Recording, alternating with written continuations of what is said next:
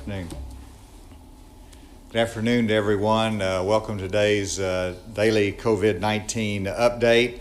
I wanted to express my thanks to the Ozark Hillbilly golf teams and Coach Kendra Maynor for sending this beautiful mask today. This last weekend, I had the occasion to go into rural Conway County, and I visited the farmers market there. It was a small farmers market. But as I went in there, of course, I had my mask on, but it was really good to see everyone behind the counter had their mask on. Most of the customers had their mask on. If they didn't, they were socially distanced. And so it was really good to see that in rural Arkansas and paying attention to our encouragement, admonition to wear masks. And I wanted to take a moment to reflect on our state strategy on fighting coronavirus. Through our work with the Department of Health, we've developed a strategy that involves the Department of Health of testing, tracing, and isolation of those that are positive and those that have been in contact with that. That strategy is being implemented very vigorously by the Department of Health. The other strategy is the individual responsibility of social distancing and wearing masks.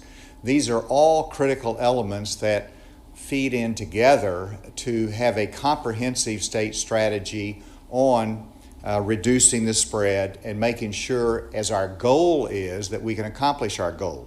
And our goal is to save lives, reduce the burden on hospitals, and allow movement of people for commerce, education, and quality of life.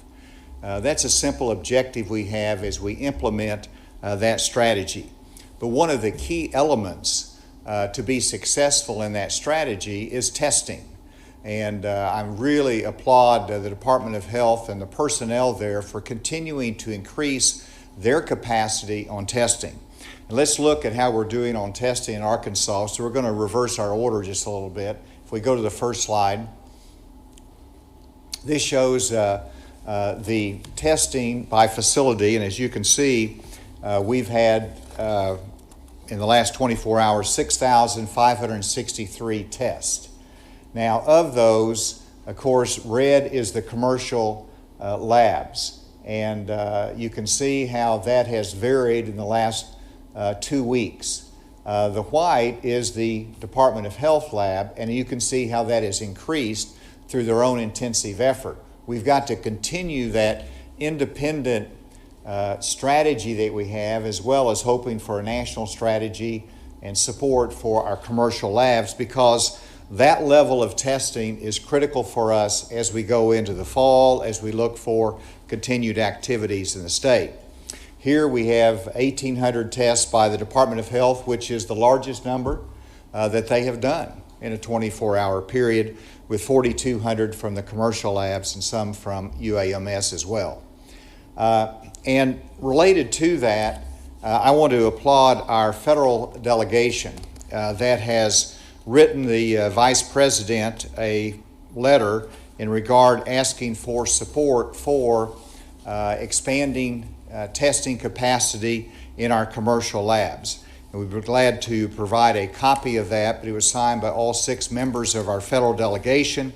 It was released, I believe, by Congressman Hill, and it describes the challenge that's faced by states like Arkansas, but other states, in expanding testing capacity, but the slow response coming from our commercial labs. It's something that we want to continue to work on, and I very much appreciate their writing, the Vice President, and reinforcing the message that I've had for a national strategy and plan in regard to that testing.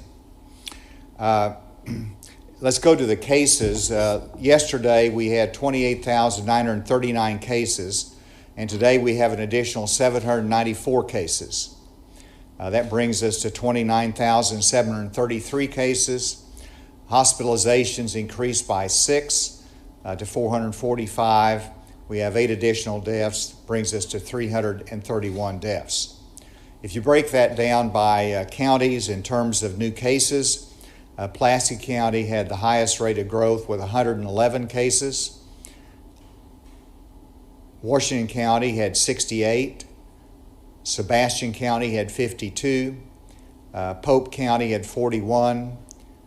Johnson 37. Benton County 36. Craig had 29, and the rest were less than 20. I think I left out Faulkner County that had 24. And then if you go to the next slide, you'll see the cumulative number of tests that we've done, which is 75,000 through the month. So we've got some tests to make up over the latter part of the month.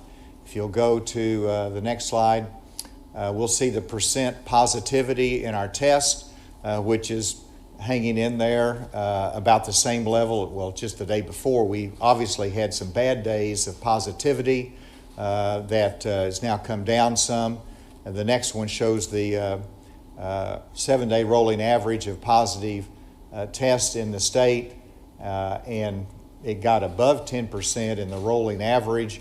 That will be coming down, but that's something that we'd like to be able to do more testing, to be able to get a better flavor for the state, and a better radar system to know where we need to do our isolation and tracing. And then we want to take a look at, this is the number of new cases. We're going backwards here. Let's go forward if we can to see if we can find the, keep going, that's not it. This is the number of hospitalized patients in Arkansas. You can see we're right at about 450, and we continue to watch that. The next slide would be the 7, and this is something I want to spend just a moment on. This is our multicolored slide, but it looks at each of the regions of our state and see where we're going and what the trend line is. And so the orange one, which is the one that gets to the peak up here, was the Northwest region. And you can see since it reached its peak in the Northwest region that it has made some serious progress on the downward path. That's a good success story. We've got more work to do in Washington County, but Benton County particularly, and the other counties in that region have really been on the downward trend. You look at the next one, which let's just take the yellow one there, which is Central Arkansas. And Central Arkansas also got up to a fairly high level, but that has been on the decline in recent days in Central. You look at the red, which is Southeast Arkansas, and Southeast Arkansas has been fairly steady. You look at the blue, which is Northeast, and the blue is fairly level. And then you, what's left? It's the, pardon? Green? Which is Southwest. The green is the Southwest, and you can see that is the one that had the upswing. And of course, in the Southwest, you did have the correctional facilities that accounts for some significant part of that increase. And so when you break it down by region, you can see the progress that has been made, even though we have some that we're very definitely watching, and we've got a lot more work to do. And I think the Dr. Smith had some more comments on that. I'm going to leave that up there for him and ask him to come make his comments, please.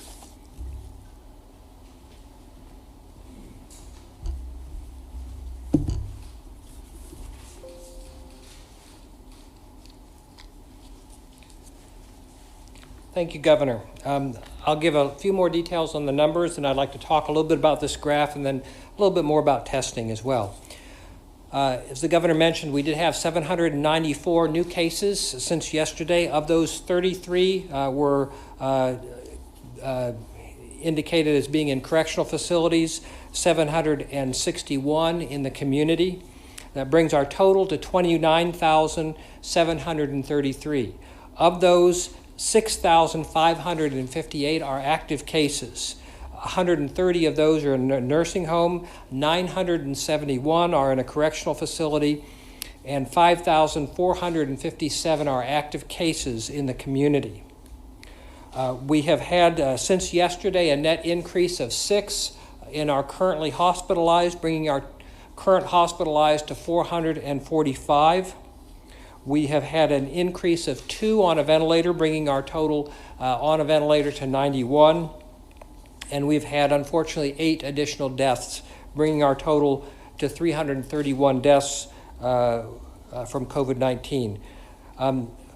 From yesterday, we've had 738 recover. So our total recovered in the state is 22,844. On this graph, which shows basically the case counts broken down by region, as the governor has mentioned, we've had a convincing downward trend in the Northwest, which is where our greatest burden of cases has been the past month or so. Central region, I am encouraged by. We were seeing a pretty heavy increase in central region, and over the last week or so, we've seen a downward trend. But with over 100 cases just in the last 24 hours in Pulaski County, I'm still concerned. We will give a more detailed breakdown of the counties within the central region tomorrow. But I much prefer to see this than something like what we saw in Northwest. So those in the central region, particularly in Pulaski County, keep up the effort. Physical distancing, wearing masks, avoiding large congregate settings as much as possible. As the governor has pointed out, our real growth area has been in the Southwest, and those have been primarily the cases in the correctional facility in Malvern. Down at the bottom, the governor didn't mention that, but we also track the unknowns, those cases where we've not been able to assign them to a county. Now, that tends to be higher at the end because we don't always get that county information when we get the result. We've got to make that as contacts and get that information in. But you can see the proportion is pretty small. So that's not affecting any of the directions of our curves, although if we knew the county for every one of those, then one or more of these other regional graphs would be higher than it is, but not by very much. I wanted to conclude my remarks by just talking about the progress that we've made with testing and just a little bit about what we have planned. I want to thank the leadership of Dr. Glenn Baker, who retired at the end of last month, and then especially the leadership of Dr. Katie Seeley, who has taken over leadership of the Arkansas Department of Health Public Health Lab.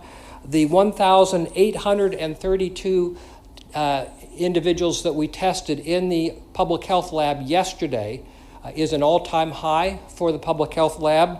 It is also more than we tested in the entire month of March. In fact, for the last 3 days, each of those days, we've tested more than we tested in the entire month of March. So we've made tremendous progress, but we will continue to make progress because we are still having some individuals have to wait far too long to get their test results. And I know that the commercial labs have some constraints. Our hospitals are having struggles getting reagents, so they're not able to test everyone that they might want to test. So we're going to try and increase our capacity at the public health lab as much as possible. In fact, we have plans to basically double our capacity, bringing on hopefully 2 additional high throughput instruments so that we can help take up some of the slack, bring those turnaround times down so that people can get their test results quickly so that we can take action right away. And again, my thanks to all those in the public health lab and the other labs who are working so hard to serve the people of Arkansas. With that, I'll turn it back over to the governor. Just a couple final comments to expand on what Dr. Smith was saying. They're acquiring a 4th Perkins and Elkins testing equipment. This will help expand their capacity. I'm very pleased with their leadership that recognizes the need that we want to be able to do more within the state of Arkansas. The second thing I'd make a comment on is that part of our effort is social distancing and face coverings. We're strengthening the enforcement side of our monitoring. We're trying to streamline that to make sure that the businesses that are inspected, that have not been in compliance, to make sure that they get the message and that they correct the behavior. An example of what the Department of Health is facing, they have 1,000 complaints that are pending that have to be reviewed. And so there's a lot of work in that, a lot of process. You want to treat businesses fairly, but you also want them to take the public health guidelines very seriously. And finally, if you go to the last slide on the ordinances, I want to thank, of course, Fayetteville and Little Rock have a modified version of the ordinance, but we've seen 6 different cities adopt the model ordinance that we approved by executive order: Conway, Rogers, Hot Springs, North Little Rock, Helena, West Helena, and Tontitown. I know there's many other cities that are considering that. Some places will opt out, but I wanted to recognize those cities that did adopt that model ordinance that will help to make sure that the businesses have the support that they need in pushing the wearing of masks in their facilities. With that, we'll take any questions.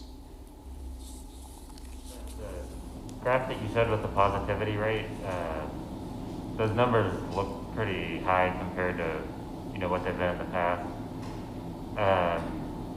How much of that is due to like the prison cases, which I would imagine the prison outbreaks would increase the positivity rate, but how concerned are you by that, and what do you think is going on with the positivity rate? Positivity rate is one of the key indicators I watch very closely, and whenever it gets between 5 and 7%, 5 to 10%, I watch it as we want to be able to get it down from that level. 10% I've always cited as the CDC guidelines, that we want to keep it below that. And so those few days that it got higher than 10%, that's a concern to us.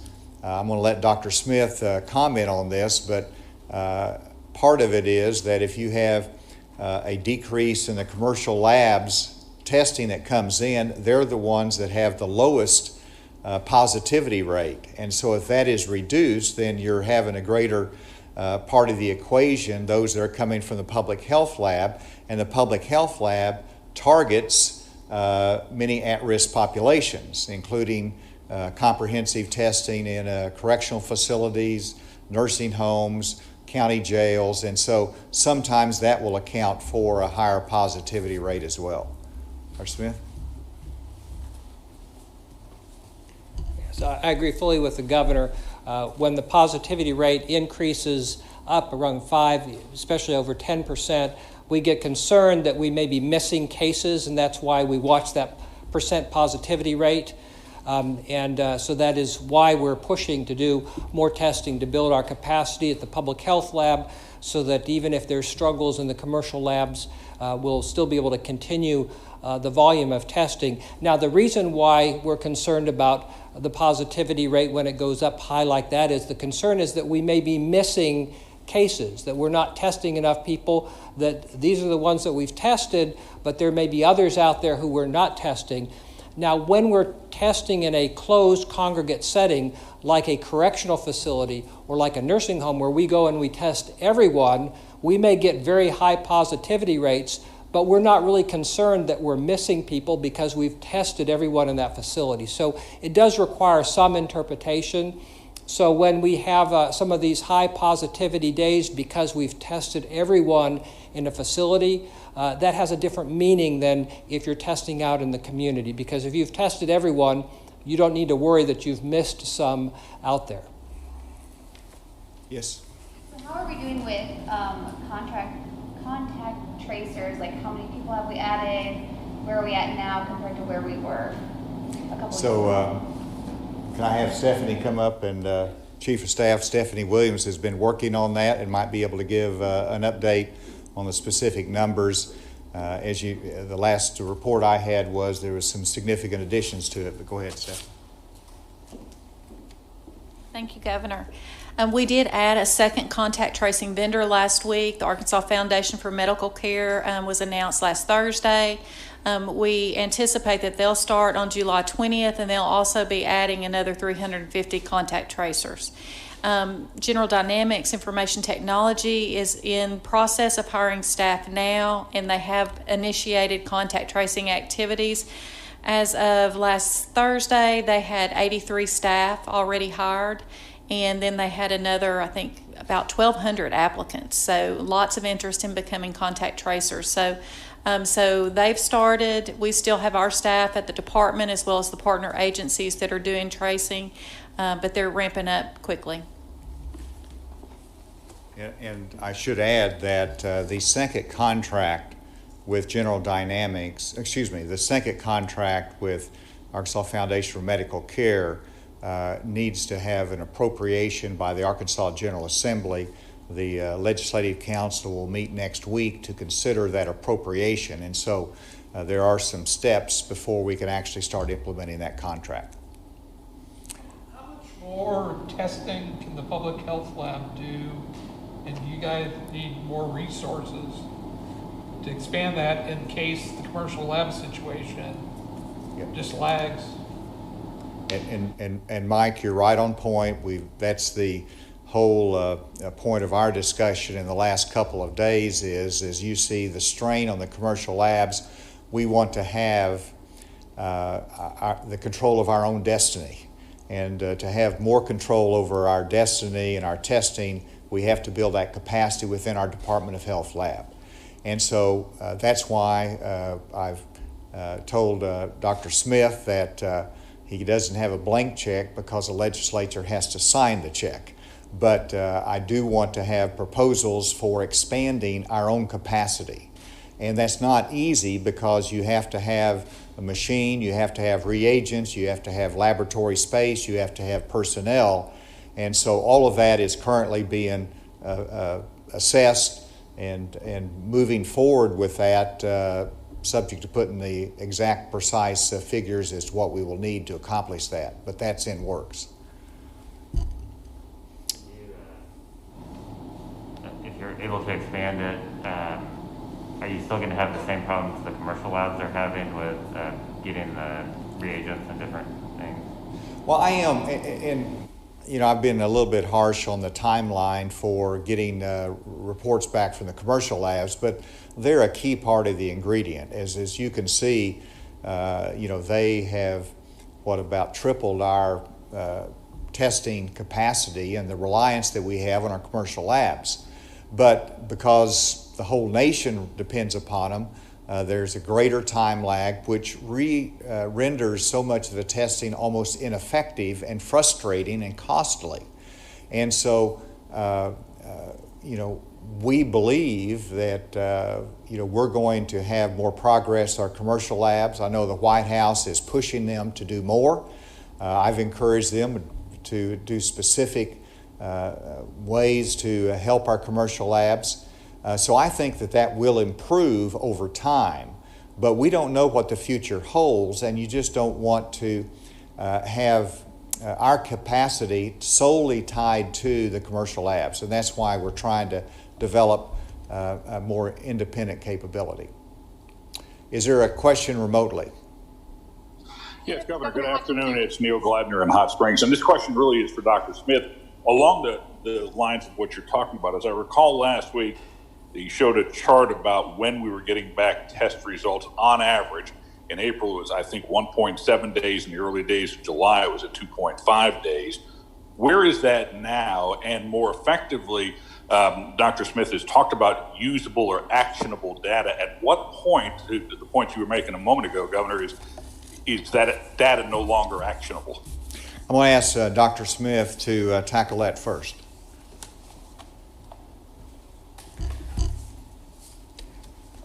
I don't have an update on our turnaround time for July at this point. I'll bring that tomorrow.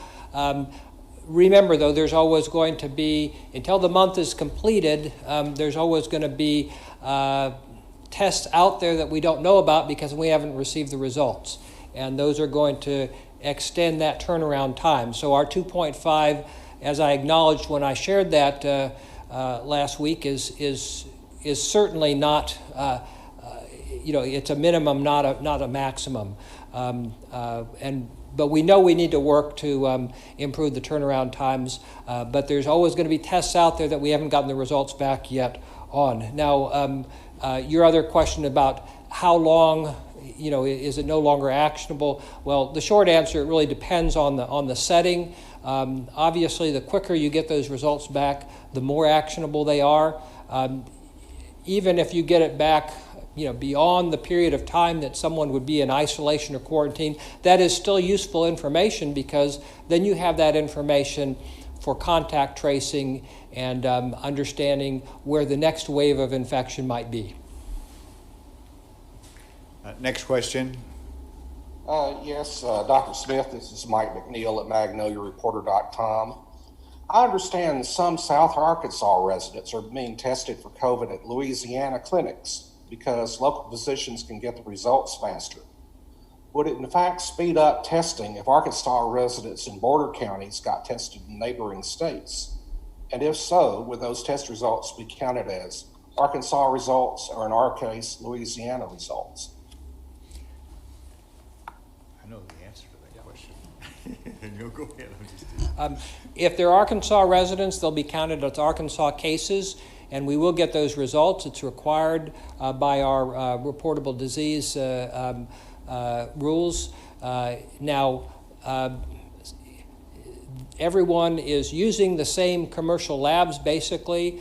Now, if a particular clinic has their own machine and they've got reagents for it, they may be able to provide faster results until they run out of reagents. But I don't think the answer is really just going across the border, because in some cases, our facilities may be getting results back faster than some of the facilities outside of our state. So I think the solution really is for us to build our capacity as a nation, but also as a state.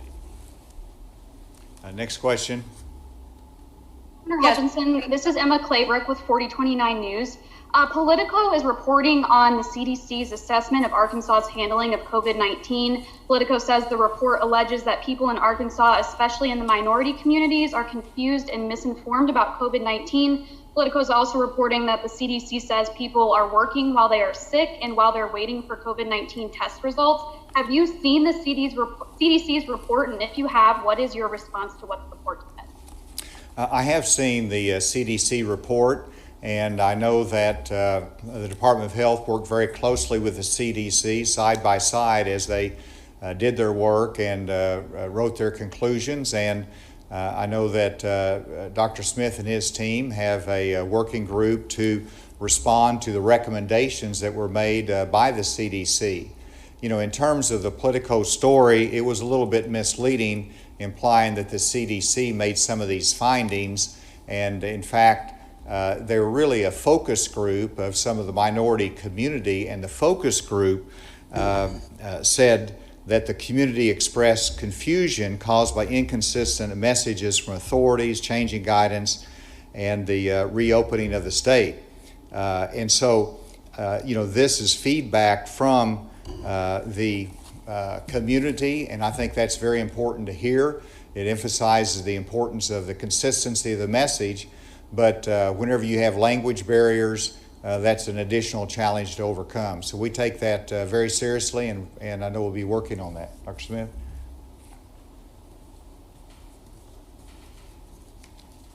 Yes, I agree with the governor. He gave the quote. It was from a focus group, and the message that we've given has been consistent and coherent. But these are unusual times. Our situation is rapidly changing, and it's understandable that that's confusing. Quite honestly, if you take a day off around here, you come back, it seems like it's a completely different world. So I'm very sympathetic to how communities may be confused by some of the things they're hearing, not just from authorities, but from people within their own community who are authorities in those communities. And so we want to continue to emphasize consistent messaging, make it culturally and linguistically appropriate. And this is just telling us that we need to continue doing the work that we already know we need to do. And we're glad that the CDC was able to actually get down and talk to members of the community and confirm our impressions that we need more linguistically and culturally appropriate messaging. Yes, right at the table, please. Governor, you mentioned there being 1,000 pending complaints. Do you know how many complaints so far that have been worked through from the Department of Health? Does Stephanie? I don't know the total number. Significant. So there's the answer. The answer is we don't know the specific number that have been vetted through the system. I did talk to our ABC enforcement officers, just getting a summary from them as to their enforcement efforts over the weekend. They have written citations to specific restaurants or bars that have been in violation of the public health guidance. They've issued warnings to others, and that's separate really from the complaints to the public health department. And the 1,000 that I referred to, obviously some of those will not be actionable. Some might not have merit, and so you've got to sort through all of those, and that's will take some time to do that. Do you know what the common complaints have been or common violations have been in those complaints? Well, I can speak from what the ABC enforcement folks have told me, which is that someone will wear a mask going in to a restaurant or bar, and then they will drift and start going from table to table, and the management does not do anything about that. And so that's would be a violation because they're supposed to comply with the public health guidance of wearing a mask when you're not eating or being served at your table. There's not maintaining the social distancing in a bar atmosphere. And so those are the types of violations that they referenced. In most of the instances, they're resolved by talking to the management. They do corrections of that. We can follow up with additional inspections. Stephanie, do you have anything else to add to that? No, sir. Okay. Any other questions? Yes, one from remotely from Ozarks at Large. I just have a question regarding that CDC report. I'm wondering why the CDC's scope of their mission was limited to community and they didn't go into the poultry plants at all, given that their findings show that community cases started out slow and then exploded when they got into the poultry plants. So I'm just wondering why they didn't go into those places. I can answer that, but Dr. Smith can elaborate if he has more specifics, but the CDC was asked to come in because we had a challenge there in Northwest Arkansas, and they really defined their own mission to a large extent. And the challenge that we faced was the barriers culturally with the minority community, that while we had a lot of safety measures happening in the poultry plant, they were not necessarily followed beyond that, and that's where the spread was occurring. We can monitor the spread that was happening in the poultry plant much easier than what's happening in the community. So we asked them to do a deep dive, and they spent, we thought they were going to spend 3 or 4 days here, and they wound up spending a couple weeks here. So it was a very comprehensive dive that they took, and we're very grateful for it. Go ahead, Dr. Smith. Just add to that in terms of federal responsibilities and jurisdiction, usually work sites are under OSHA, and then certain types of poultry processing activities are under USDA. So there are some areas of usually when CDC is involved, in, for example, in an outbreak investigation, they will partner with their sister agencies so that they're focusing on the areas where they have jurisdiction. I believe that probably was part of their decision to focus on the community.